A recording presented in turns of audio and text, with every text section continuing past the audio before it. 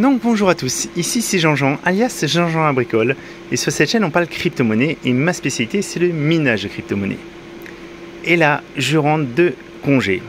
Pendant 3 semaines, j'ai été loin de mes rigs et ils m'ont terriblement manqué. Donc je suis très heureux de les retrouver, et je voulais d'abord vous parler un petit peu de mon absence, et du fait que, parce que c'est une question qui revient régulièrement, est-ce que je peux laisser mes rigs allumés pendant que je ne suis pas là? Alors, bien sûr, il y a toujours un petit risque parce qu'on est sur du matériel informatique, de l'électronique. Il y a un certain courant qui passe et il peut toujours y avoir des défaillances. Mais je vous rappelle, en tout cas si vous n'achetez pas des alimentations bas de gamme chinoises, qu'il y a des mécanismes de sécurité, que ce soit au niveau des cartes graphiques, au niveau de la carte mère ou au niveau des alimentations. Et moi, en plusieurs années de minage, avec de nombreux congés, bien entendu, j'ai quasiment toujours laissé mes machines allumées et je n'ai jamais eu de mauvaise surprise. Les deux plus grosses mauvaises surprises que j'ai eues, c'est mon alimentation qui avait lâché l'année dernière en plein cagnat une résistance ou un transistor qui avait pété. Ça avait fait du bruit, tout s'était arrêté. Ça m'avait fait très peur, mais voilà, il ne s'était rien passé d'autre. Et une année, j'avais eu une carte effectivement qui était défectueuse et ça avait éteint le rig. Donc c'est des choses qui peuvent arriver, mais encore une fois, moi j'ai pas eu de mauvaise expérience en tout cas avec ça. Donc par contre, bien sûr, avant de partir en congé, j'avais bien fait attention de bien refroidir ma machine, qu'il n'y ait pas de soucis à ce niveau-là. Et j'avais aussi programmé en fait pour que dans les journées de très grosse chaleur, la machine mine de l'ergot qui est beaucoup moins énergivore pour que le matériel ne chauffe pas trop, tout simplement. Donc au niveau de la machine, donc tout s'est bien passé. Je vous montre juste, j'ai eu quelques petites toiles d'araignée qui sont apparues. Donc il va falloir que je vous montre. Je ne sais pas si vous le voyez, celle-là elle n'est pas très visible. J'en ai ici, celles-là elles sont plus visibles. J'en ai là aussi, vous voyez. Et on a de la poussière qui est apparue. Donc rien de plus normal. Des petites bébêtes mortes aussi, des petits moustiques. Mais c'est pas grand chose. Et puis un petit coup de compresseur. Et tout devrait bien se passer. Voilà. Donc au niveau des machines, tout a été extrêmement stable. J'ai vraiment pas eu de soucis. Les prises connectées, c'est vraiment ce qu'il vous faut par contre pour pouvoir redémarrer ou éteindre. C'est la sécurité par contre que je vous recommanderais à minima. Ne partez pas en congé sans prise connectée parce qu'au moins avec la prise connectée, vous pouvez éteindre votre machine à distance s'il y a le moindre souci. Voilà. Donc maintenant que je vous ai dit ça, on va passer aussi, je voulais vous montrer une carte graphique que je viens de démonter récemment. On va voir ça tout de suite. Donc la carte graphique, la voici. C'était pour vous parler aussi de ça. C'est une RX 570 que j'ai acheté en fin 2017. J'en avais deux sur lesquels j'avais dû changer les ventilateurs. Il n'y avait que celle-là qui restait, donc c'est une 581. Voilà, vous avez les références ici. Ces traces-là que vous voyez, en fait, c'est les pattes thermiques qui ont suinté, mais il n'y a aucun problème par rapport à ça. Et en fait, je l'ai démonté parce qu'en fait, ce ventilateur avait commencé, il ne tournait plus. Il ne tourne plus, il était grippé. Et en le démontant et en actionnant le second ventilateur qui marchait toujours bien, et bien en fait, il m'est resté dans les mains. Il y a une pièce plastique qu'on voit ici, voilà, qui a cassé en fait. Ce qui maintient en fait le ventilateur qui a cassé. Donc tout ça pour vous dire que c'est les seules cartes sur lesquelles j'ai dû changer les ventilos, tout simplement parce que c'est des cartes qui sont plus compactes, qui sont un peu moins bien refroidies, donc forcément j'étais obligé de pousser un peu les ventilos. Et quand on pousse les ventilos à 80-90%, l'usure est plus rapide. Mais encore une fois, fin 2017, on est quand même en août 2022, donc elles ont bien tenu. Et je vais commander de ce pas des ventilateurs. J'ai déjà les références vu que j'en ai déjà commandé 2 fois, et je change les 2 ventilateurs systématiquement parce qu'en fait quand il y a un ventilateur qui donne des signes de faiblesse, il y a des chances que le second suit. Et puis là de toute façon c'était celui-là qui donnait des signes de faiblesse, donc il fallait changer les 2. Donc voilà. Donc maintenant que je vous ai parlé de ça, je voulais vous parler aussi, pour ceux qui ne suivent pas trop l'actualité, de ce qui se passe avec Flux, parce qu'on a vraiment des nouveautés sur le Flux. Et pour les gens qui minent du Flux depuis quelques temps déjà et qui ont stocké leur Flux sur Zelcore, il y a quand même quelque chose à faire. Réclamer ses Parallel Assets. Donc on va voir ça tout de suite. Donc je vous montre, moi je mine sur Fluxpool avec 2 cartes graphiques. Donc j'ai pas mis toute ma puissance, mais c'était pour me diversifier, hein. Donc j'ai miné environ 346 flux, et donc j'ai des flux classiques, et après en plus j'ai les parallèles assets, donc les flux supplémentaires qui sont distribués. Donc ça c'est pris en compte par la pool de minage. Et les flux que je suis en train de miner aujourd'hui me donnent le droit aux parallèles assets qui ne sont pas encore versés. Donc c'est ceux-là en fait qu'on voit ici. Et en plus de ça, moi j'ai stocké mes flux sur Zelcore. Et sur Zelcore, il y a eu un snapshot qui a été fait. Donc ils ont pris en fait une photo de l'ensemble des flux détenus par les utilisateurs de Zelcore pour donner droit au versement du parallèle assets AVAX.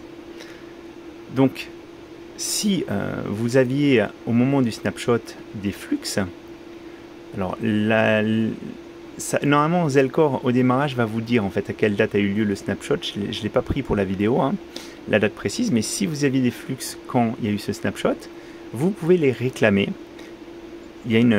Par contre il y a une action à faire. Donc pour aller les réclamer, je vais vous montrer, c'est assez simple. Il faut aller dans Apps, ici, vous allez dans Fusion. Vous allez ensuite en haut à droite dans Snapshot Claim, parce qu'il y en a régulièrement, hein, du coup, vu qu'il y a 10 parallèles assets. Et là, en fait, vous sélectionnez, donc c'est le flux avalanche. Oui, pardon, je vous ai dit AVAX, je crois. C'est le avalanche seedchain. Je sélectionne l'adresse du snapshot. Alors moi, je peux plus la faire parce que je viens de la faire juste avant. J'avais fait pour la vidéo, mais ça n'a pas fonctionné. J'ai voulu retourner la vidéo, donc là, je peux plus le faire parce que forcément, je les ai déjà claim. Donc là, normalement, vous avez à sélectionner votre adresse. Vous allez avoir le montant réclamable, donc la récompense. Il y a des frais de 8 flux pour le traitement du snapshot.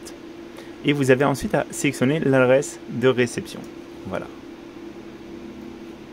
Donc vous sélectionnez flux AVAX token et après vous allez à faire aperçu. Et par la suite, en fait, vous allez être recrédité. Vous allez être crédité de vos flux. Alors ce que je vous ai pas dit juste avant, excusez-moi, j'ai oublié ça.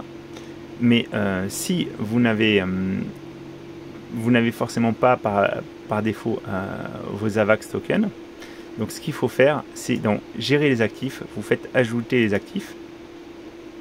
Et là, dans la liste en vedette, vous aurez les différents parallèles assets. Donc il faut les ajouter avant de pouvoir faire claim vos parallèles assets. Voilà. Moi c'était ceux-là et je viens d'être crédité. Donc c'est pas grand chose, mais c'est toujours ça. Donc maintenant que je vous ai parlé de ça, il y a aussi une très grosse nouveauté qui vient de sortir, c'est les masternodes en fait flux. Le masternode plutôt il l'appelle le staking node Titan. Donc je vous rappelle en fait le flux c'est une crypto qui se mine, mais vous avez aussi la possibilité de créer des nodes de validation. On a des nodes de différents types. On a le Cumulus qui est à 1000 flux, le Nimbus à 12 500 flux et le Stratus à 40 000 flux. Le problème c'est qu'en fait pour pouvoir en monter il faut au minimum 1000 flux, ce qui est un petit peu gênant pour les gens qui n'ont pas forcément plusieurs centaines d'euros à mettre.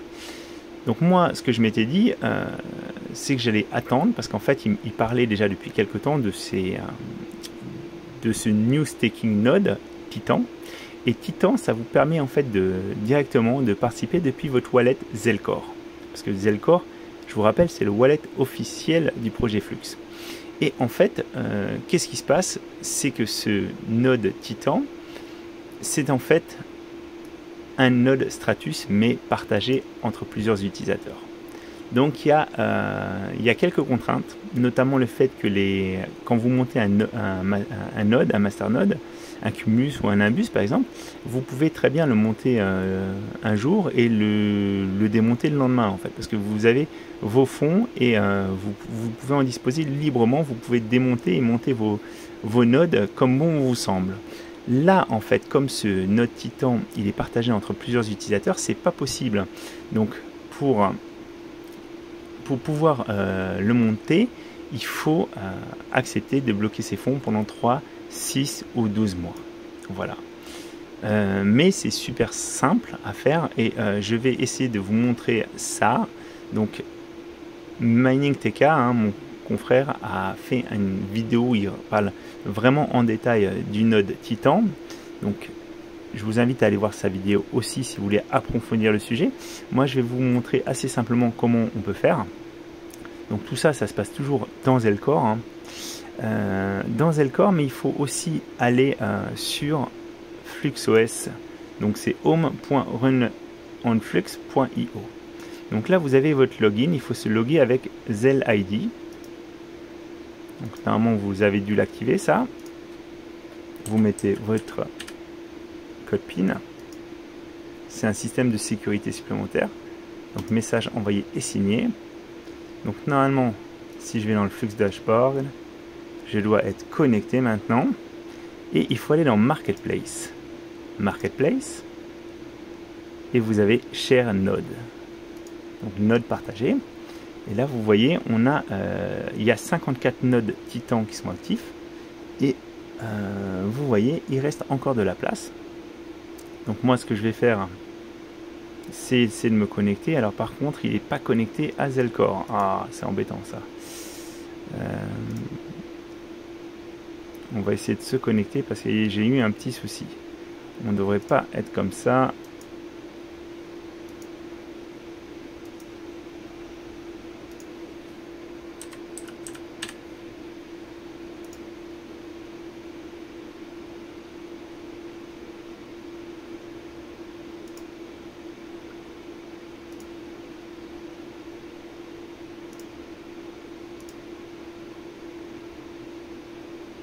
Voilà, on a accès à toutes les infos. Et donc on va se remettre sur Marketplace et voir si cette fois-ci... Voilà. Donc cette fois-ci, je suis bien connecté. On a maintenant l'icône Stake Flux, qu'il n'y avait pas toujours, qu'il n'y avait pas tout à l'heure. Et donc on peut voir en fait les récompenses en fonction du temps pour lesquels on va bloquer ces flux. Et donc moi je vais commencer, je vais faire Stake Flux. Donc ce que je vais faire, c'est que je vais en staker 500. Il faut bouger comme ça. Attendez, oh là là là, on va y aller sur 500, ce sera déjà pas mal.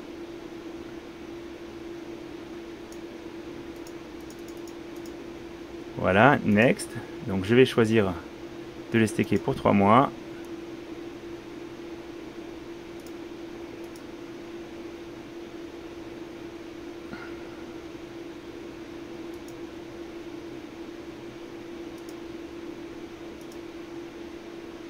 Je vais signer la transaction.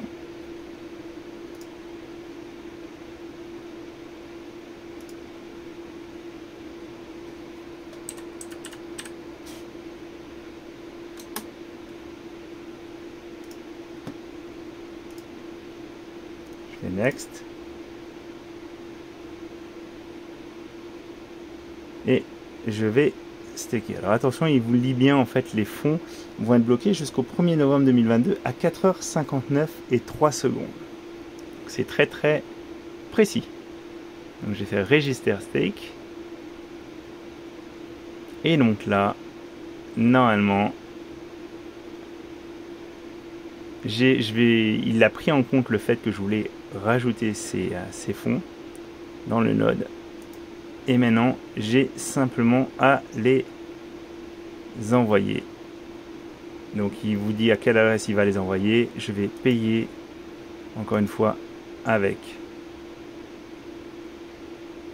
ça. Donc je fais procéder au règlement. Et voilà. Donc là, normalement, je viens officiellement de participer au staking Titan. Et je trouve ça génial. Voilà. C'est le staking directement depuis le wallet. Vous avez vu, ça s'est bien passé. Honnêtement, c'était la première fois que je le faisais. Et normalement, vous voyez, en fait, pour l'instant, ils sont en pending. Donc il va falloir attendre que le réseau confirme en fait la bonne réception des fonds. En tout cas, moi j'ai bien fait le nécessaire. Normalement, j'aurais touché 2,92 flux par mois avec cette option. Voilà. Donc encore une fois, je ne suis pas spécialiste du flux, mais je trouve que c'est pas mal aussi que je vous en parle. Je vous ai fait une vidéo un peu plus sur comment utiliser Zelcore pour réclamer, donc déjà c'est parallèle à 7 si on les a eu, et pour pouvoir facilement monter le Titan. Mais bien sûr, notre référent, je pense, francophone, c'est Monsieur TK. Donc je vous dis à très bientôt les amis, et ça me fait super plaisir de faire cette vidéo. Téléphone à la main, un peu à la old school comme je vous faisais d'habitude. Voilà. Et sans publicité aussi. Je vous dis à très bientôt.